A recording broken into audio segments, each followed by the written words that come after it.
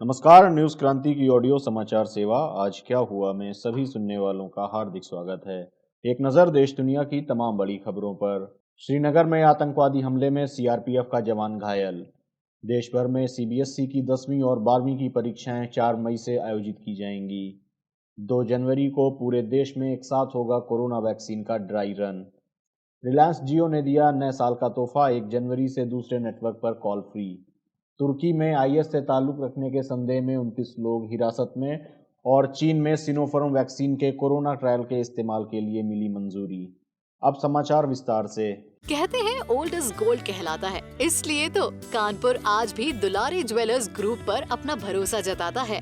दुलारी jewellers group, Kanpur की pure old and trusted jewellery showroom. Visit की Dulari jewellers Kidwai Nagar and Dulari jewellers Lal Bangla. Jammu Kashmir के अनंतनाग जिले में गुरुवार को आतंकवादी हमले में केंद्रीय रिजर्व पुलिस बल सीआरपीएफ का जवान घायल हो गया। आधिकारिक सूत्रों ने बताया, आज शाम आतंकवादियों ने जिले के संगम क्षेत्र में सुरक्षा बलों के काफिले पर गोलीबारी की। इस हमले में सीआरपीएफ का एक जवान घायल हो गया। उसे तुरंत अस्पताल में भर्ती कराया गया है। सूत्रों ने कहा कि आतंकवादी अंधेरे का फायदा उठाकर भागने में कामयाब रहे। पास के क्षेत्रों से अतिरिक्त जवानों को बुला लिया गया है और आतंकवादियों को पकड़ने के लिए अभियान शुरू कर दिया गया है। उन्होंने बताया कि घटनास्थल से 3 किलोमीटर के दायरे में कई स्थानों पर चेक पॉइंट बनाए गए हैं। हर वाहन को पूरी तरह से तलाशी लेने के बाद ही आगे जाने की इजाज़त दी जा रही है। केंद्रीय शिक्षा मंत्री रमेश पोखरियाल निशंक ने गुरुवार को कहा कि केंद्रीय माध्यमिक शिक्षा बोर्ड सीबीएसई की 10वीं और 12वीं की बोर्ड परीक्षाएं 4 मई से प्रारंभ होंगी। डॉक्टर निशंक ने सीबीएसई की 10वीं और 12वीं की बोर्ड परीक्षा की तारीखों की घोषणा करते हुए कहा कि परीक्षाएं 4 मई से प्रारंभ होंगी, जिन्हें 10 जून तक पूरा करा लिया जाएगा। साथ ही समय पर परीक्षाओं का परिणाम भी घोषित किया जाएगा। उन्होंने कहा कि 10वीं और 12वीं के प्रैक्टिकल 1 मार्च से शुरू हो जाएंगे। उन्होंने छात्रों से मन लगाकर तैयारी करने और बिना किसी संकोच के परीक्षा देने की अपील की। सीबीएसई की ओर से जल्द ही डेट शीट जारी की जाएगी। इससे पहले डॉक्टर निशंक ने ट्वीट कर कहा कि मुझे विश्वास है कि सीबीएसई द्वारा आयोजित 10वीं और 12वीं की बोर्ड परीक्षाओं में प्रविष्ट होने वाले हमारे विद्यार्थी पूर्ण लगन एवं मेहनत से बेहतर तैयारी कर रहे होंगे। केंद्र सरकार ने देश के 4 राज्यों में किए गए कोरोना वैक्सीन के ड्राई रन की सफलता के बाद अब 2 जनवरी को देश के सभी राज्यों और केंद्र शासित प्रदेशों में ड्राई रन करने का फैसला किया है।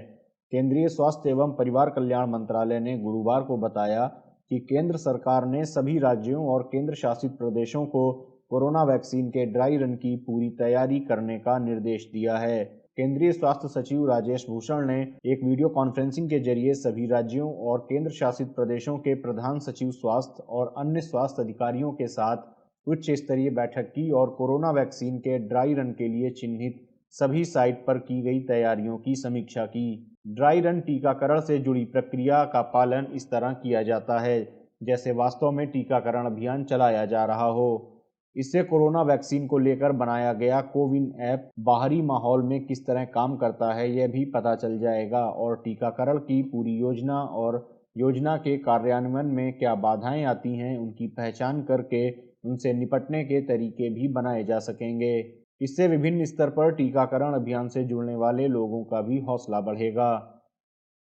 मुकेश अंबानी की रिलायंस जियो ने अपने ग्राहकों को नए वर्ष का तोहफा देते हुए वादे के मुताबिक 1 जनवरी से इंटरकनेक्ट उपयोग शुल्क आईयूसी को समाप्त करने का गुरुवार को ऐलान किया।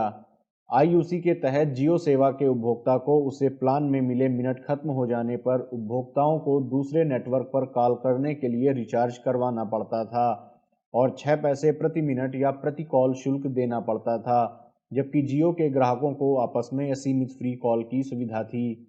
जियो ने गुरुवार को बयान जारी कर कहा कि भारतीय दूरसंचार नियामक प्राधिकरण ट्राई के निर्देशों के अनुसार बिल और कीप दौर देश में 1 जनवरी 2021 से लागू हो रहा है। इसे देखते हुए जियो ग्राहकों से की गई प्रतिबद्धता के अनुसार आईयूसी प्रभार खत्म कर रहा है और शुक्रवार 1 जनवरी से जियो उपभोक्ता भी सभी नेटवर्क पर घरेलू वॉइस कॉल फ्री में करने का आनंद उठा सकेंगे। तुर्की के कानून प्रवर्तन अधिकारियों ने आतंकवादी संगठन इस्लामिक स्टेट के साथ ताल्लुक रखने के संदेह में गुरुवार को देश के विभिन्न प्रांतों से 29 लोगों को गिरफ्तार किया, जिनमें इस्तांबुल के 15 लोग शामिल हैं, जो 9 वर्ष की पूर्व संध्या पर कथित रूप से आतंकवादी हमले की साजिश रच रहे थे। अनादोलू समाचार एजेंसी ने बताया कि इस्तांबुल में हिरासत में लिए गए सभी लोग विदेशी नागरिक और इस्लामिक स्टेट के सदस्य थे। अनादोलू ने तुर्की की राजधानी के एक अभियोजक के कार्यालय का हवाला देते हुए बताया कि अन्य संदिग्धों को अंकारा, बुर्सा और योजागाट प्रांतों में हिरासत में लिया गया है।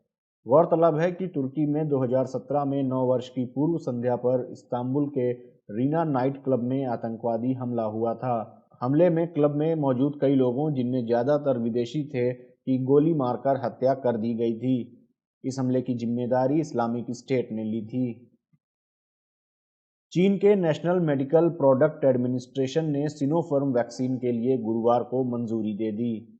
चाइना सेंट्रल टेलीविजन ने अपनी रिपोर्ट में यह जानकारी दी। सिनोफार्म की सहायक Beijing institute of biological products ने बुधवार को कहा था कि सिनोफार्म की कोविड-19 निरोधक वैक्सीन 79% असरदार साबित होगी। बहरीन और संयुक्त अरब अमीरात में इसे पहले ही मंजूरी दी जा चुकी है। रिपोर्ट में कहा गया है कि वैज्ञानिक वैक्सीन के प्रभाव का लगातार अध्ययन करेंगे। सिनोफार्म के मुताबिक करीब 10 लाख लोगों को पहले ही इस वैक्सीन की खुराक दी जा चुकी है, जिनमें से 60,000 लोग चीन के बाहर के हैं। कहते हैं ओल्ड इज गोल्ड कहलाता है, इसलिए तो कानपुर आज भी दुलारी ज्वेलर्स ग्रुप पर अपना भरोसा जताता है। दुलारी ज्वेलर्स ग्रुप, कानपुर की pure, old and trusted jewellery showroom. Visit की Dulari jewellers, Kidwai Nagar and Dulari jewellers, Lal Bangla. आज क्या हुआ में ये थी देश दुनिया की तमाम बड़ी खबरें। अन्य खबरों व विस्तृत समाचार के लिए आप हमारी वेबसाइट newskranti.com पर लॉग इन कर सकते हैं। न्यूज़ क्रांति से आप अलग अलग social media sites Facebook, Twitter, YouTube और इंस्टाग्राम पर भी जुड़ सकते हैं। न्यूज़ क्रांति से जुड़े रहने के लिए धन्यवाद। शुभ रात्रि।